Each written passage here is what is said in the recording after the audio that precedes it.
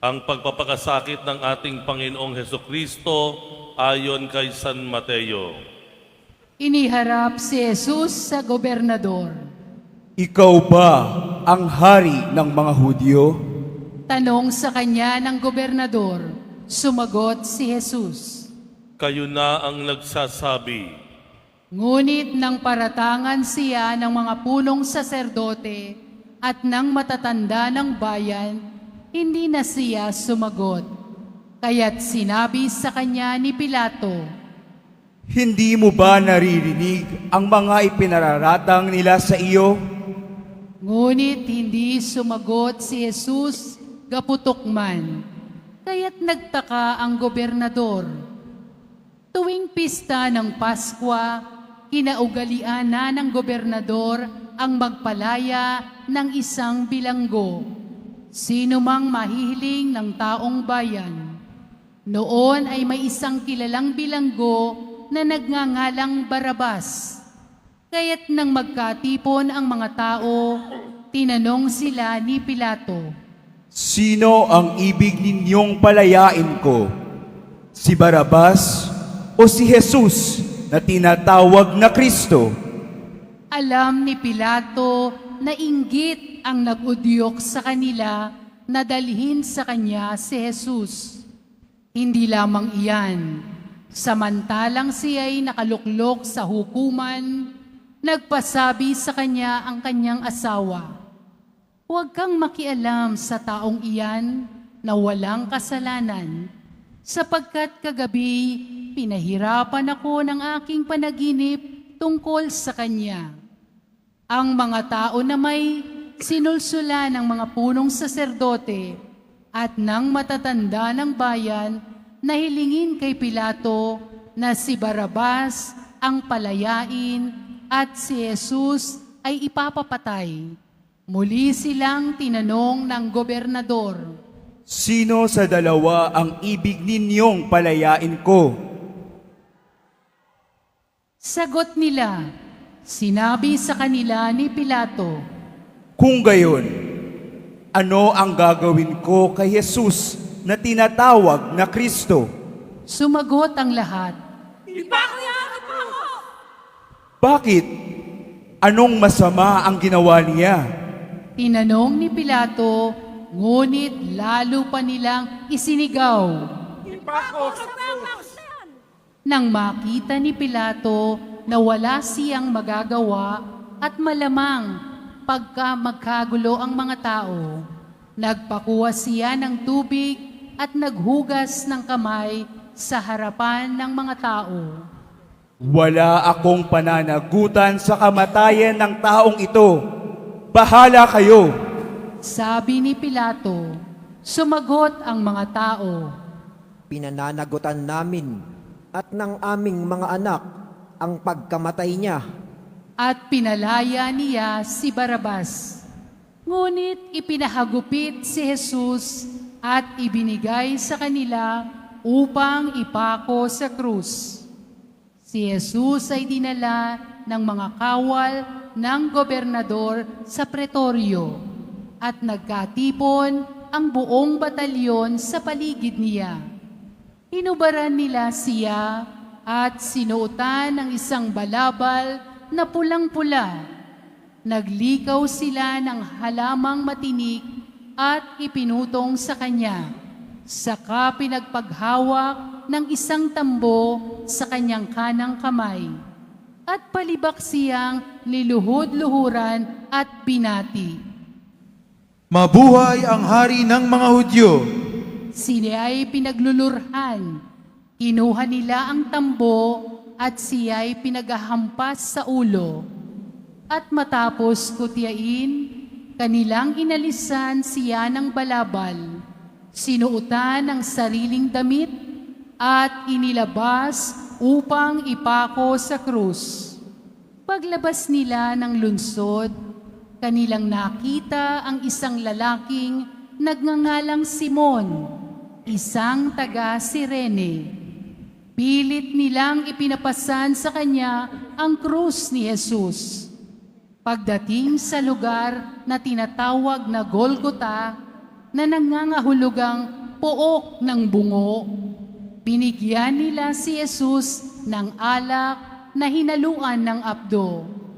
Ngunit nang matikman niya ay hindi ininom. Nang maipako na siya sa krus, pinaghati-hatian nila ang kanyang mga damit. Matapos magsapalaran, at naupo sila upang sila'y bantayan. Nakasulat sa kanyang ulunan ang sakdal laban sa kanya. Ito'y si Jesus, ang hari ng mga Hudyo. 2 tulisan ang kasabay niyang ipinako sa krus, isa sa kanan at isa sa kaliwa. Nilibak siya ng mga nagdaraan at tatango-tango pang sinabi, Di ba ikaw ang gigiba ng templo at muli magtatayo nito sa loob ng 3 araw? Iligtas mo ngayon ang iyong sarili. Kung ikaw nga ang anak ng Diyos, bumaba ka sa krus. Inutiya rin siya ng mga punong saserdote, ng mga eskriba at ng matatanda ng bayan. Sabi nila, Iniligtas ang iba, ngunit ang sarili di mailigtas. Di ba siya ang hari ng Israel? Bumaba lang siya ngayon sa krus. Maniniwala kami sa kanya. Nananalig siya sa Diyos at sinasabi niyang siya ang anak ng Diyos. Iligtas siya ng Diyos kung talagang iniibig siya. at inalipusta rin siya ng mga tulisang ipinangakong kasabay niya. Mula sa tanghaling tapat hanggang sa 3 ng hapon ay nagdilim sa buong lupain. Nang mag-3 ng hapon, sumigaw si Jesus, Eli, Eli, lama sabachthani. ibig sabihin, Diyos ko, bakit mo ako pinabayaan? Narinig ito ng ilan sa mga nakatayo roon at sinabi nila, Tinatawag niya si Elias. agad tumakbo ang isa sa kanila at kumuha ng espongha. Tinikmak ng maasim na alak, inilagay sa dulo ng isang tambo at ipinasipsip kay Jesus. Ngunit sinabi naman ng iba, Hintay muna, tingnan natin kung darating si Elias upang iligtas siya. muling sumigaw si Jesus at nalagutan ng hininga. Magsilod po ang lahat at manahimik sandali.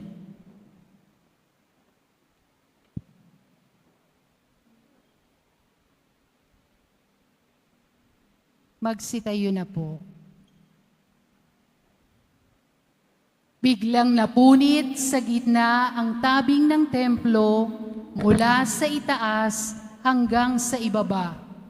Nayanig ang lupa, nagbitak ang mga bato, nabuksan ang mga libingan, at nabuhay ang maraming banal na namatay na. Lumabas sila ng libingan at nang muling mabuhay si Jesus, sila'y pumasok sa banal na lungsod at nakita roon ng marami. Nasindak ang kapitan at ang mga kawal na nagbabantay kay Jesus. Nang maramdaman nila ang lindol at masaksihan ang lahat ng nangyari. Tunay na ito'y anak ng Diyos. Sabi nila, Ang mabuting balita ng Panginoon. Pinupuri ka namin, Panginoong Kristo. Hesukristo. Magsiupo muna po ang lahat.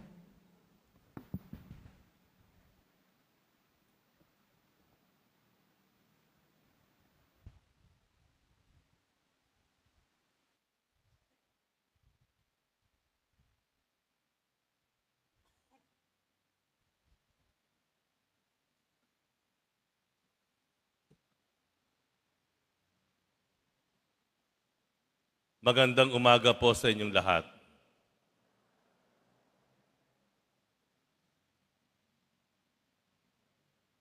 Tayo po ay papasok na sa tinatawag nating mahal na araw. At tayo ngayon ay natitipon pa rin po sa tahanan ng ating Poong Jesus Nazareno na siyang pinagmumula ng pag-asa at pagpapala. Pakisabi nga sa inyong mga katabi, God bless you.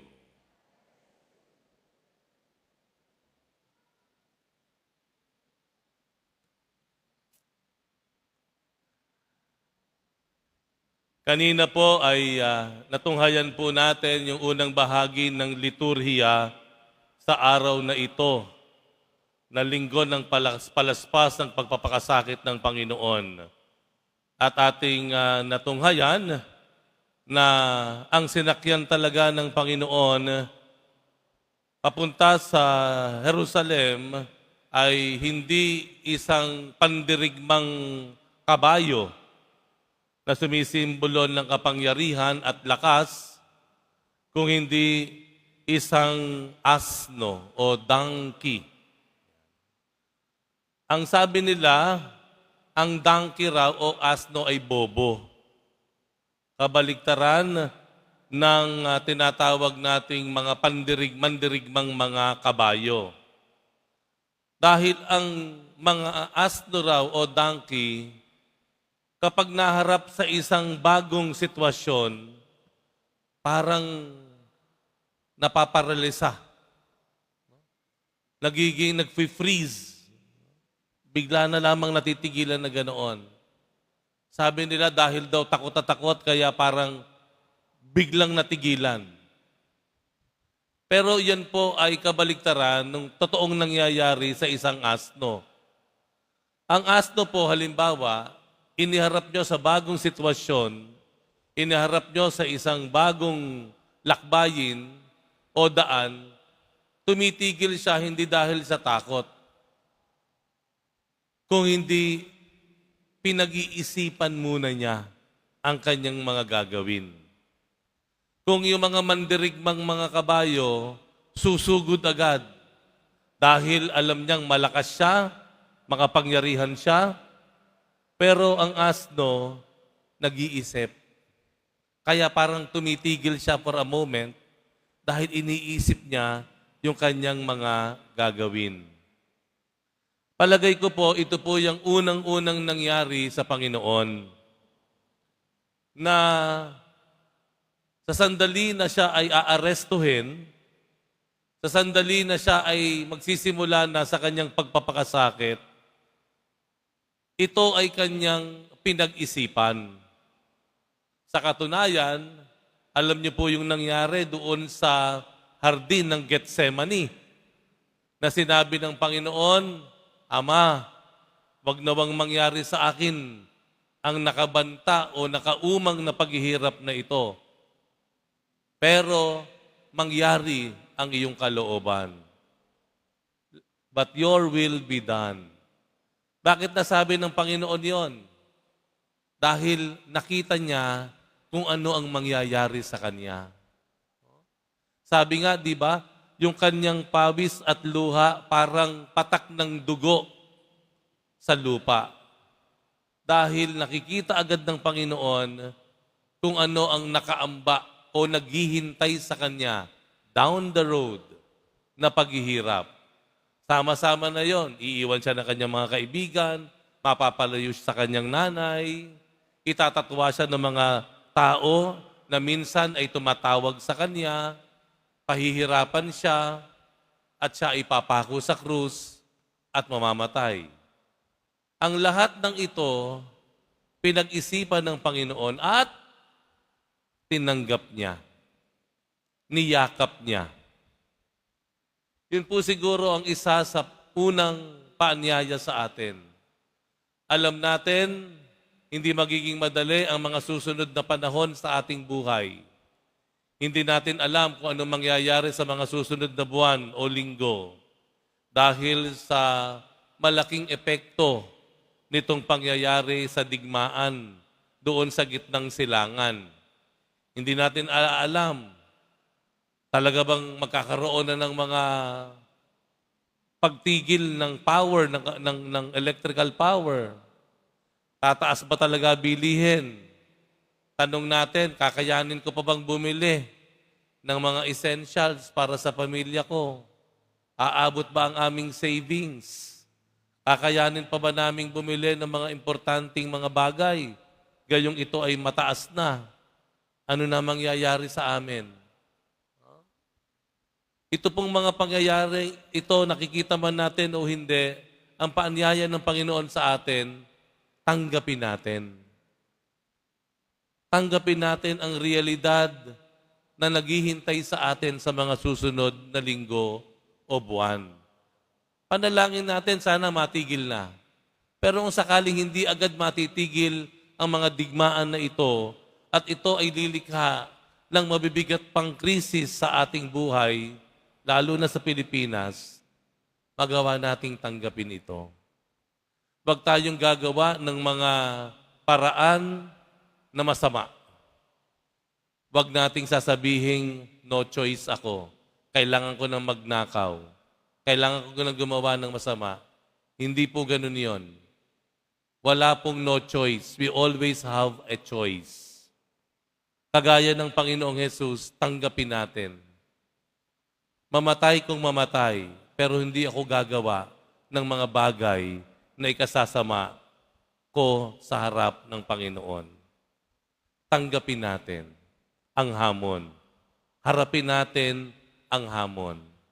At wag na wag tayong magre-resort o ika nga wag nating hahayaan na tayo ay gumamit ng masama o marahas na pamamaraan.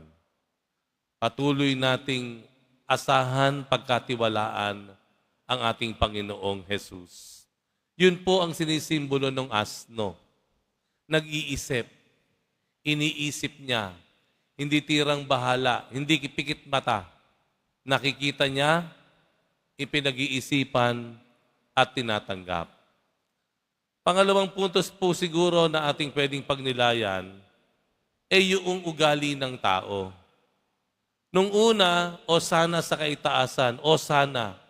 Ibig sabihin po ng o sana, iligtas mo po kami. Ang salitang o sana, ibig sabihin yan, iligtas mo po kami. God, save us. Yan.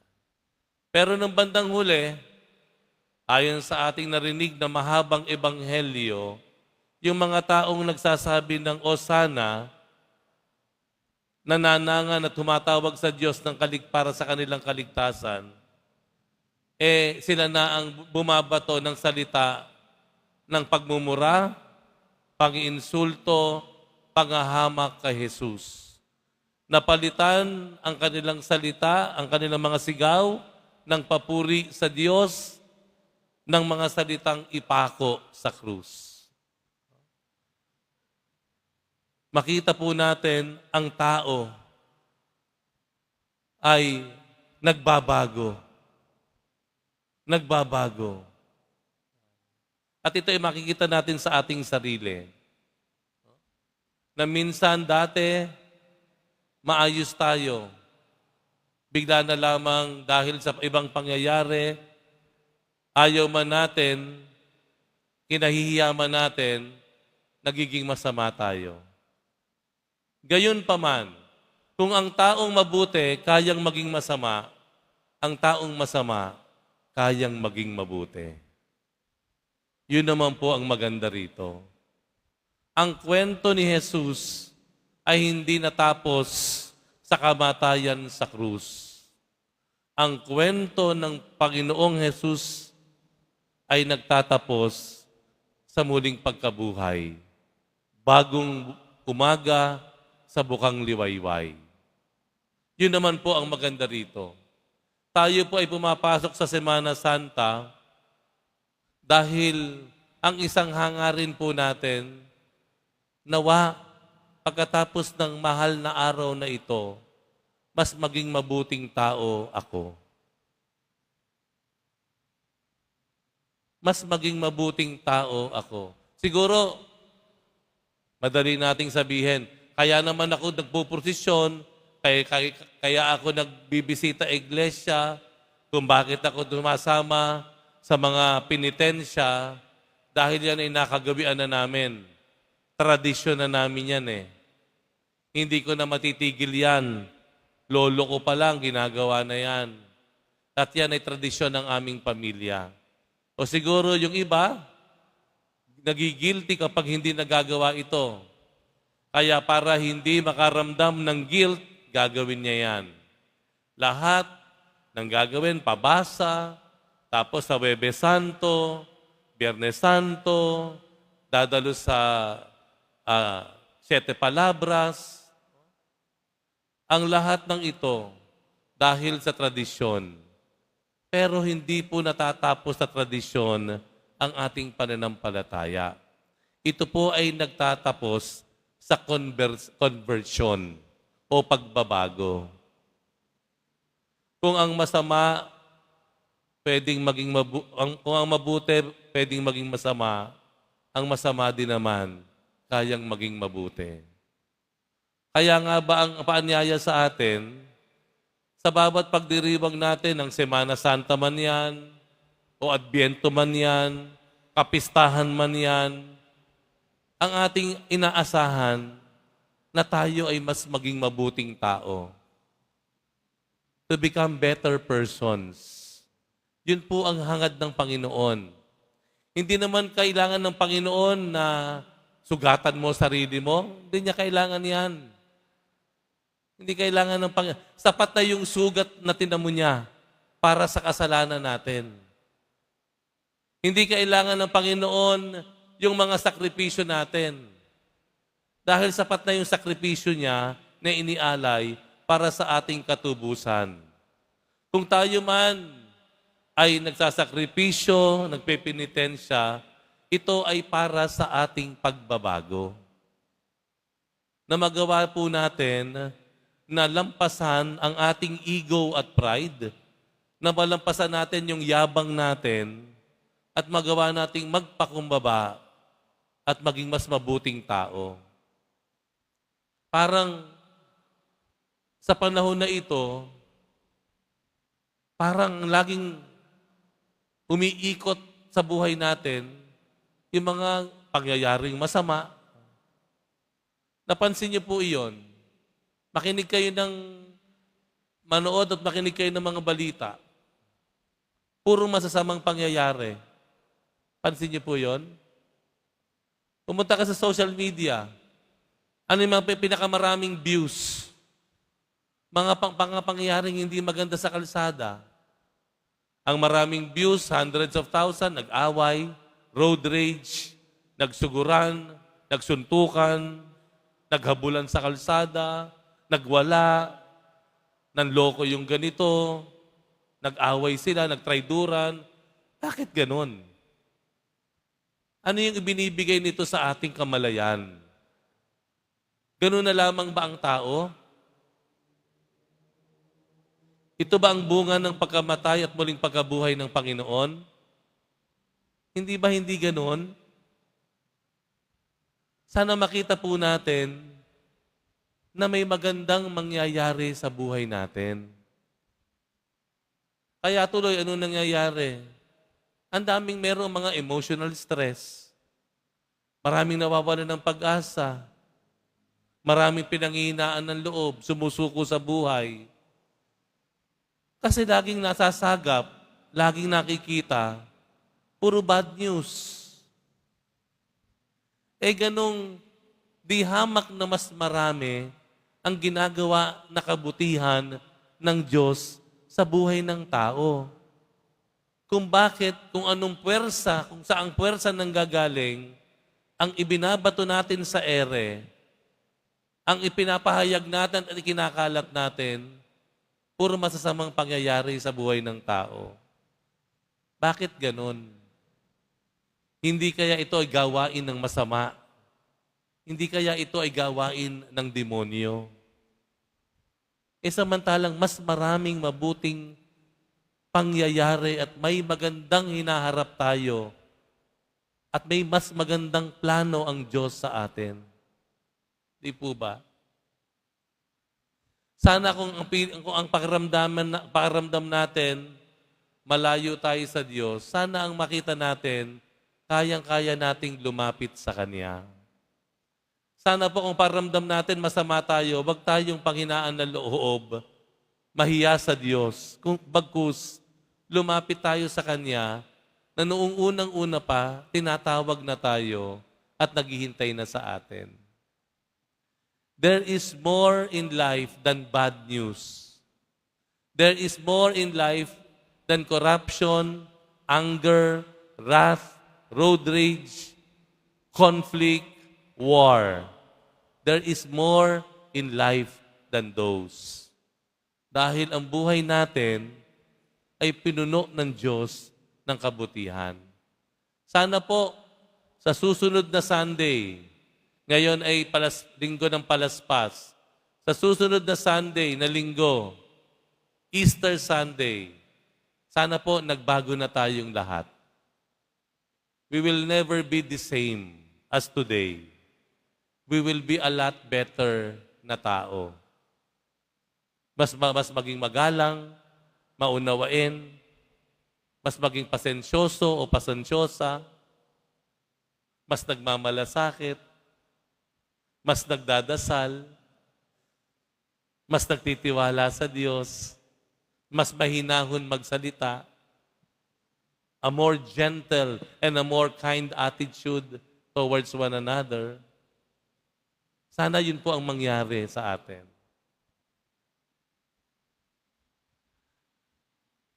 Madaling magbago ang tao, pero ang pagiging madali, sana ang pagbabago mula sa masama patungong kabutihan. Amen.